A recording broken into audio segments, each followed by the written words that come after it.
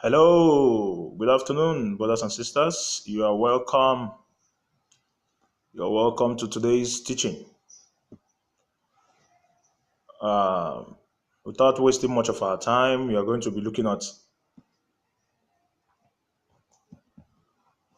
today's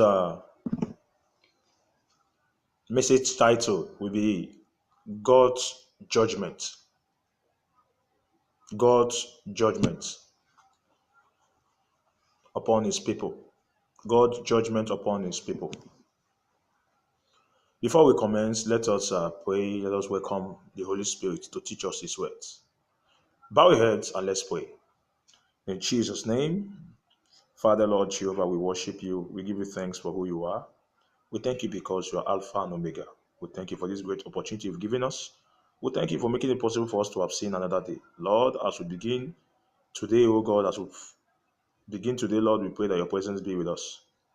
Father, we also pray, oh God, as we are about to go through your word, we pray that you send your Holy Spirit to teach us your word. Father, speak through my mouth. Father, oh God, give them word, oh God, that will edify their spirit. Father, give them word, oh Lord Jehovah, oh God, that will make them come near to you, that will make them come to you. Give them word, oh God, Lord Jehovah, that will open their eyes to the deceit of the devil. Father, Lord Jehovah, we pray as your word hits them, oh God, let your word create a pure heart in them. Let your word renew their spirits. All this we pray in Jesus' name. Amen. You're welcome once again. We are going to be looking at a very sensitive topic because this particular topic it has been diluted by some of our preachers, thereby diluted in the sense that turning it the other way around.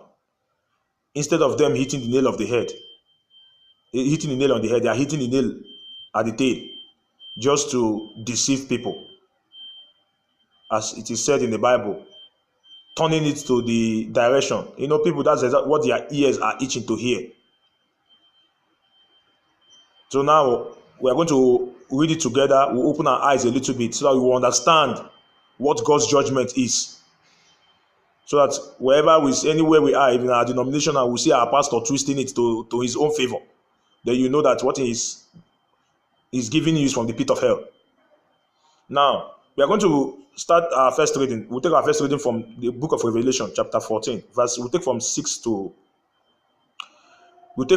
11. And it says, Then I saw another angel flying high in the air with an eternal message of God news to announce to the people of the earth, to every race, tribe, language, and nation. He said in loud voice, Honor God and praise his greatness, for the time has come for him to judge. Worship him who made heaven and earth, sea, and the spring of water. A second angel followed the first one, saying, He has fallen. Great Babylon has fallen. She made all people drink her wine, the strong wine of her immoral lust. A third angel followed the first two, saying in a loud voice, Whoever worship the beast and its image, and receive the mark of on their forehead or on their hand, with themselves drink God's wine, the wine of fury, which he has poured at full strength into the cup of his anger. All who do this will be tormented in fire and sulfur before the holy angels and the Lamb. The smoke of the fire that torments them goes up. Read with me. The smoke of the fire that torments them goes up. Let's go. Forever and ever and ever and ever. There is no relief day or night for those who worship the beast and its image. For anyone who has the mark of it, there is no relief day and night for those who worship the beast and its image. For anyone who has the mark of its name. May the Lord bless the word, its words in our hearts. Amen. Now, God's judgment. The reason why I say we shouldn't be deceived by some of all these false prophets. There was one time I saw a message of one of the preacher said God's divine judgment, something like that. So instead of the preacher to make it very clear, explain to the people that the judgment of God is coming upon them if they don't amend their ways, if they don't turn away from their iniquity. Rather, what he is busy on his altar preaching that God's judgment is coming on their enemy. I want you to understand where, that's why our eyes need to be opened spiritually. Now they are telling you that God's judgment is coming on your enemy, forgetting that you that is standing there, after they finish their prayer, their preaching, they will not tell you, stand up, rise up, we need to pray. They will tell you, face to your right hand side, pray, face your left, pray to your east, praise, and start binding. You start canceling any torment, any witch in your village, any this in your village, any enemy in your village, die, pray. You guys will be praying. You guys are deceiving yourself. Do you know why you're deceiving yourself? Instead of them to tell you that God's judgment will be coming upon you, that is living a sinful life. That's why I said people were all comfortable in our sins these days. We are all comfortable in our sins. Instead of them to tell you God's judgment will be coming upon you that is living a sinful life. Now they are telling you that God's judgment is coming. They are telling you that God's judgment is coming on your enemy. That God's judgment is coming on your enemy. Forgetting that you that is praying that you are an enemy to someone. The moment you are dating somebody's husband, are you not his... sorry, you are the enemy to that family. Have you forgotten? The moment you stole money, you are an enemy. The moment you are backbiting and jealous, you are an enemy. Now, assuming God is answering all those prayers of die, God would have killed everybody, including you that is praying for someone to die. Because you are living a life of... You are still living in your iniquity. That is what I want you to understand. You are still living in your iniquity. You cannot be praying for somebody to die when you have too many sins in your life. Your whole life there is surrounded with sin. Then you are praying for somebody to die. This is where deceit have entered into God's vineyard. Instead of the time that God's anger is coming upon you, that if you don't amend your ways, if you don't stop that way, if you don't stop that life of iniquity, or those life of sin, life of immorality, that you should follow God, that if you don't do it, that God's anger is coming on you. Just the way God's anger came upon the people during the time of Noah. Noah left his ark while he was building. He left the ark. He went out and started evangelizing. That please come. The kingdom of God is come. God is going to destroy the earth with 40 days. They were laughing at him, just the way some of you will laugh after watching this video. The Bible also went further to tell us that those who receive the mark of the beast, some of you will say, what this person is telling us is for those who receive the mark of the beast now. Then what makes you think you will not receive it if you don't give your life to Christ? The moment the rapture sounds now, those that will be raptured, they are gone. So long as you are living on this earth, because remember the Bible says, time will come after the rapture, when the children of God will reign for 1,000 years. During that time, they will be in Jerusalem. Sorry. By then, the Jerusalem of heaven, the holy city of heaven, would have come down to the one on earth. The people of God will be there celebrating, praising God. Then those that are left behind, definitely you must collect the mark. Because if you don't collect that mark, that is why all those tribulation, you hear the Bible say, tribulation, there will be great tribulation. That's the thing kind of thing you guys will face. Sorry, those that were unable to be raptured will face during that time. Because there will be great tribulation. You will be subjected to take that mark. Otherwise, you will not be able to do anything. You will not be able to feed. If you have children, you will not be able to feed them. You will not be able to do this. You will not be able to do that. Those are the tribulation that will fall upon you. That you will be subjected to take that mark. Then after all the rains, after which the final judgment day, where those that were not raptured will be cast into the lake of fire. The Bible calls it second death. The reason why it is called second death, because if peradventure some died before the rapture, during the time of rapture, they will come back. You see the body, that's why you see how powerful God is. Those decayed body will come back. They will come back. That's when they will come back. They will now, if you're among those that are raptured, you know where your body, you know where your body will go and meet your soul. Then if you're unable to be raptured, then you have to face those tribulations. That is where the mark of the beast now comes in. The problem now is the kind of life you're living now. If rapture takes place now, will you be raptured? Will you be raptured with the kind of life you're living now? Will you be raptured? That is the question. Instead of some of the preachers to tell you that those judgments we are hearing about in the Bible is upon you, me, in case we are not living a good life. They will tell you, God, they will be telling you on the altar that it's the judgment of God upon your enemy. Who is your enemy? It is you. Because you that is sitting there comfortably listening to that, you are not holy. You're not living a holy and righteous life. Your hands are soiled with iniquity. You are dating somebody's husband. When the Bible says, do not, what God has joined together, let no man put asunder. You are dating somebody's wife. You are living a life of sin. And yet you are praying, die, die, die, die, die, die, die, die, die. If God is answering such prayer, God would have killed you first. Because you are somebody's enemy. A blind man cannot live blind man according to the Bible. They will all fall inside pits. So I don't know why you should be praying, die, die, die, die, die, die, die, when you ought to die first before the person dies. Because you're also living a life of iniquity. These are where we are getting it wrong. Or where the right thing is not being preached.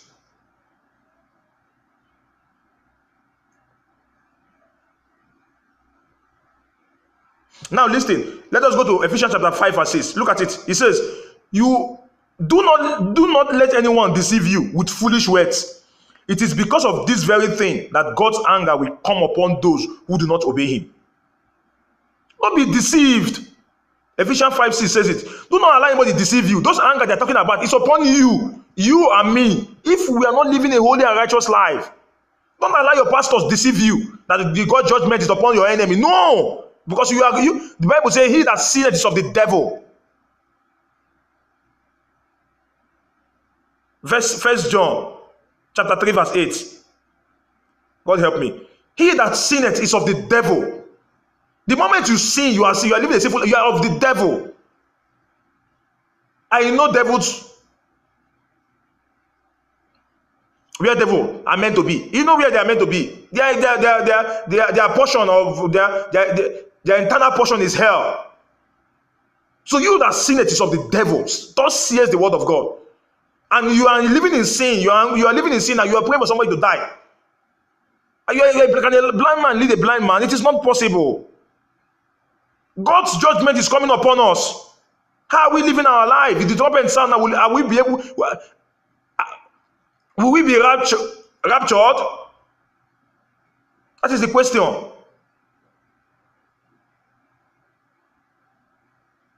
You will be busy in your church. Pray. The witch in your village, whereas you are somebody's else witch. Somebody who is dating somebody's wife, somebody who is dating somebody's husband. Side chicken. Are you not witch?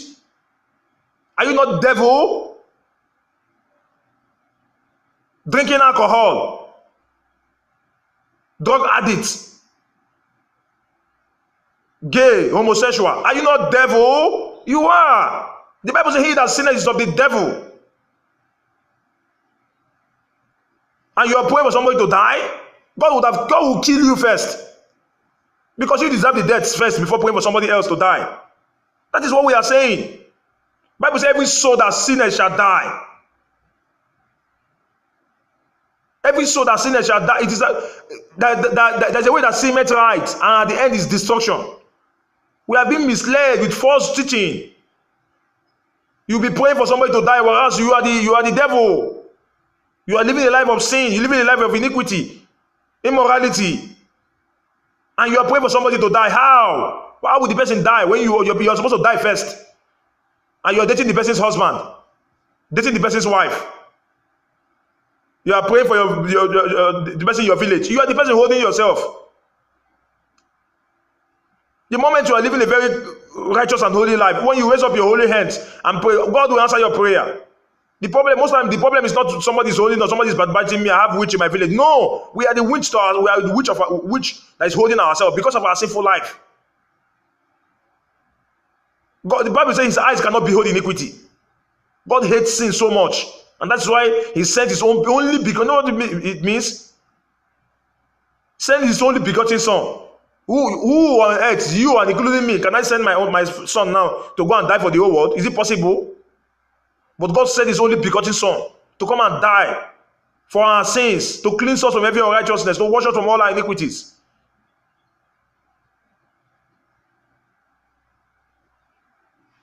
The Bible says those that also, look at it here, the book of Ephesians chapter 5, verse 6, it says, God's anger will come upon those who do not obey him. That is his judgment. And your pastor is telling you that the judgment of God will fall upon your enemy. Who is your enemy when you are somebody's enemy? Let us amend our ways. The kingdom of God is here, it's now.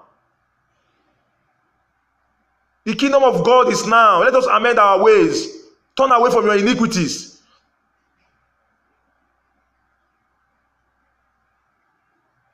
As God may have it, the trumpet might be in this our generation.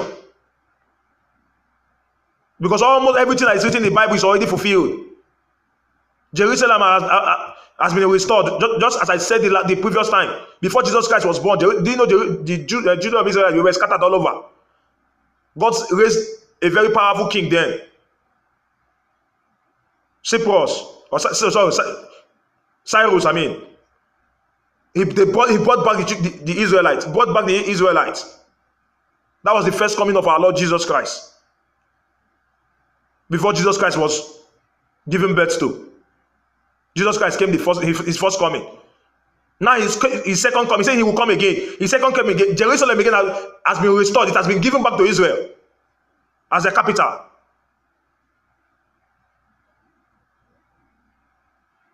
And I was told that Trump and other Trump and what is the name of this Israel Prime Minister? Netanyahu. They've agreed to build back the Temple of David.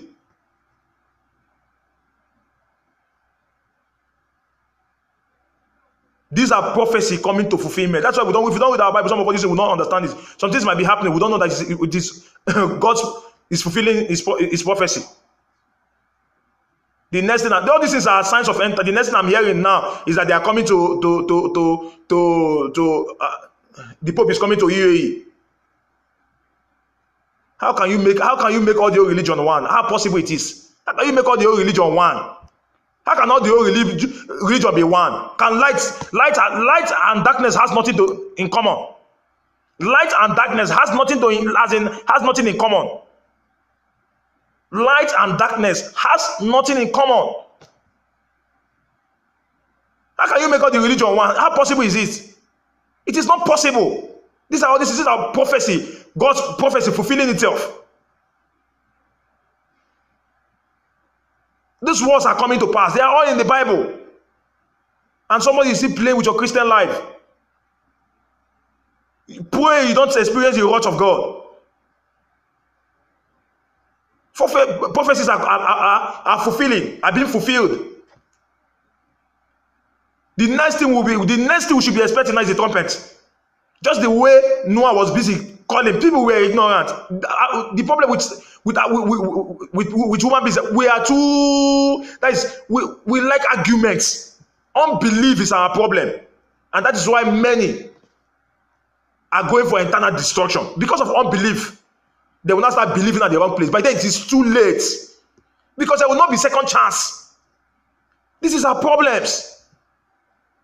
Unbelief. How can God destroy the world? It's not possible. How can God destroy the world?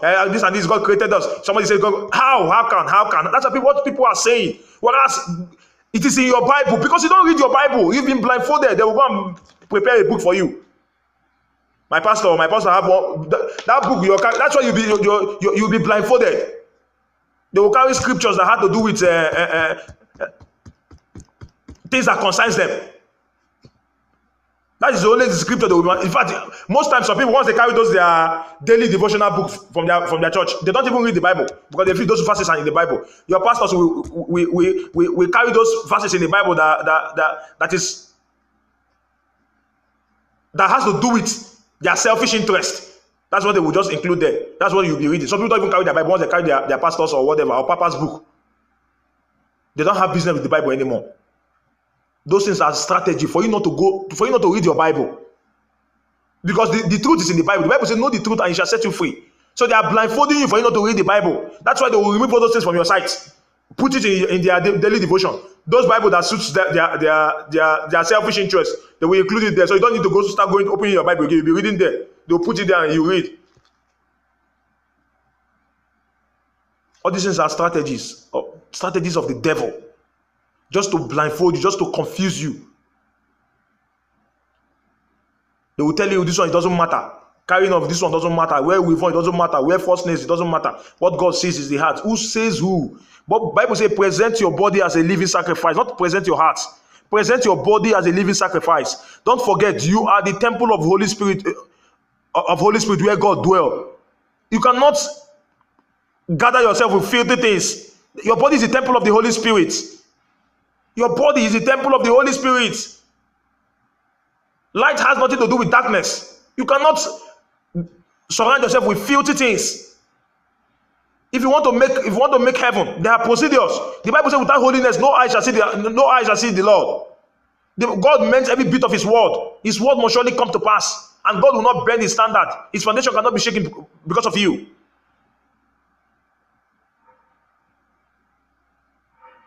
God meant every bit of His word.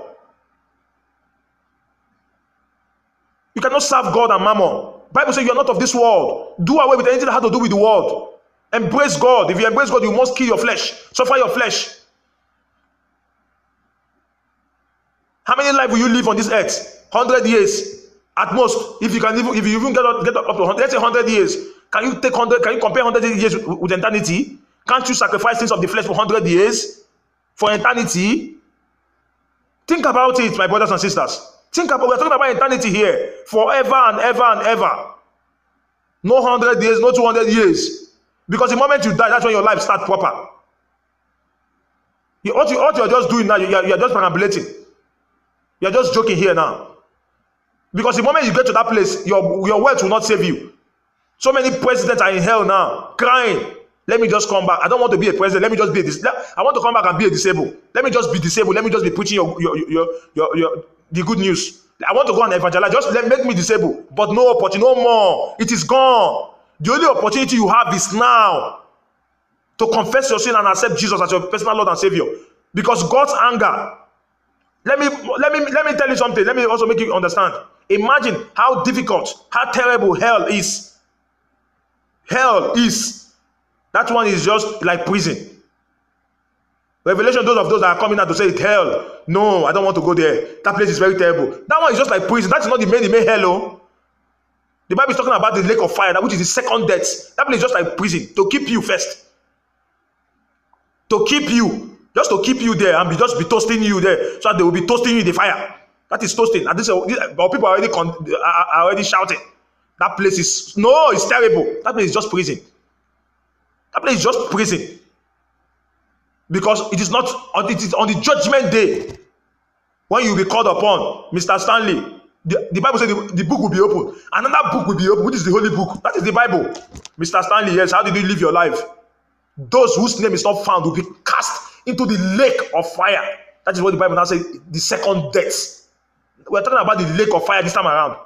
What people are just going to see and confessing is hot, is hell. Just a prison. Just to keep. No, let's say cell. Let's say cell, just to keep you. The main prison, which is the lake of fire, will come after the judgment. Think about it. We're talking about forever. No death. No death. That's what we're talking about here. Now, 100 years, was it worth sacrificing eternity? Why can't you do away with the things of, what is it that, I keep asking, what is it that you are enjoying that you feel you cannot let go of? What is the enjoyment in it? I beg you, my brothers and sisters, turn away from your evil ways. Accept Jesus Christ today. You have an opportunity today. You have opportunity today. You cannot mock God. Because God says a man cannot be mocked. You cannot. Whatever a man soweth, same thing he reaps. You cannot mock God. The grace is there. One saved is forever saved. This is not holiness too much. How do you let someone not do this one? How will let someone not do that? This is what people are saying. This and this. How would they say this? How would they say that? Please, I beg you in the name of God, change your ways now. The time you have is now. You might not have opportunity. No, you might. You once you miss it now, and at the end of the day, you didn't see that heaven. It will be very terrible, because today's date will be played on you. Will be played for you. You will watch me there wherever you are. See as I'm opening my eyes now to beg you, and you ignore it. Don't miss this opportunity. You don't owe your life. You don't know when it will happen. You might sleep and not wake up. We are not even talking about rapture. Okay, let's say rapture. Let's say, for instance, let's say rapture will take 20 years or 30 years. We agree. Well, what about if you die tomorrow? What about if you die now? Are you the owner of your life? Your life doesn't belong to you. This place is just like a marketplace. After finish shopping, you go home. Don't sacrifice. I don't know what you are enjoying. What is it? I don't know what it is. Assuming I'm talking like maybe I'm just a newborn baby now, to be a different thing altogether. But by his grace, at least I've seen it. I've seen it to the extent, so at least to some extent. So what is it that is there that you are enjoying? I don't know what you are enjoying. The rich man was busy enjoying the earth. Lazarus was a poor, wretched man. But the reverse became the case. The last became first. Lazarus, who is a poor, wretched man, became the biggest man. Then the rich man was now begging for just a drop of water. You see how it is. You may be seeing that as parable. That is today till tomorrow. The rich man is still languishing in hell, waiting for the judgment day for him to be sent to the lake of fire. Please, I beg you in the name of God. I beg you in the name of God. Turn away from your iniquities. Embrace Jesus today. Jesus is the only way. Don't allow anybody to deceive you. Jesus is the only way. Turn away from your evil deeds. Turn away from your evil ways. Turn away from your iniquities. Turn away from your immoralities. Turn away from all things, all worldly things. Turn away from the things of the flesh. Embrace Jesus Christ today. He is the only way. He is the only way. He is the truth. He is the light. No one cometh to the Father except through him. Embrace Jesus today. Jesus is calling you. Repent, for the kingdom of God is now. Repent and turn away from your evil ways. Turn away from your evil ways. Turn away from your evil ways.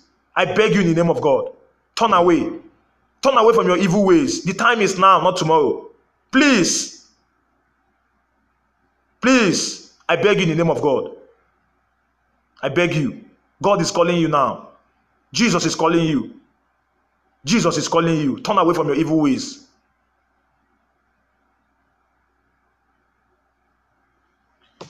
If you know you want to genuinely, from the bottom of your heart, you are not forced. Nobody is forcing you. It is not by force, it's by choice. From the bottom of your heart, you want to give your life to Christ. You want to surrender all to Jesus. Place your right hand on your chest and say this after me. Say, Lord Jesus, I come to you today. For your word says, if I should confess my sins with my mouth, believe from my heart that you raised Jesus from the dead, I will be saved. Now open your mouth and confess your sins to the Lord. Confess your sins. And tell God you're sorry. Tell God to forgive you. Ask God for forgiveness. Ask God for forgiveness. As I pray with you, Father, in Jesus' name. Father, your people, your children are before you. They've confessed their sins from their hearts. They've believed that you raised Jesus Christ from the dead. Father, I know they are safe. Father, forgive them. Cleanse them, because your word says, even if your sin is as dark as coal, that you make it to become as whiter as snow. Father, wash them with your precious blood. Father, purge out their sins. Nullify their sins with your precious blood. Father, wash them with the blood that speaketh more good things than the blood of bull and bullocks. Father, wash them. Purify their sins. Cleanse them from every unrighteousness. Father, give them the Spirit. Send your Holy Spirit to them to guide them, to direct them. Father, assist them to live a holy and righteous life, because your word says that without holiness, no one shall see you. Father, help them, O God. Forgive their sins. Wash them. Wash them with your precious blood. Cleanse them. Purge out their sins. Wash all their iniquities. Father, we thank you. Thank you because you know you've answered our prayers. In Jesus' mighty name we pray. Amen. Thank you so much. You're welcome to the kingdom of God. Look for a Bible-believing church that will give you undiluted word of God, so that you study the word and understand it and follow Jesus' footsteps.